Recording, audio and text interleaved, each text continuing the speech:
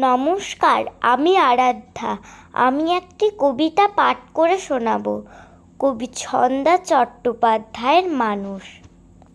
বাবা, মামা, কাকু, জেঠু সবাই আমায় বলে, লেখাপড়া করতে হবে মানুষ হতে হলে।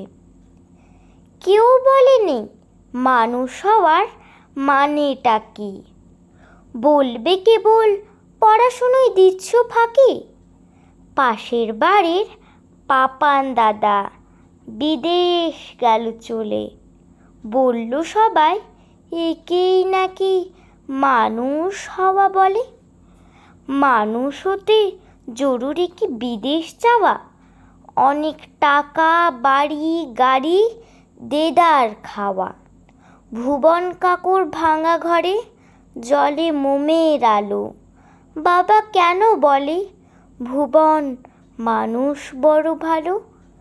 পিকুর জেঠুর বিশাল বাড়ি মোড়ের মাথায়, মস্ত মানুষ তবুও সবাই বলে কসাই। হিজিবিজি নানান কথা ভাবছি একা বসে, পিছন থেকে দাদুমণি গাঁটটা দিল কষে।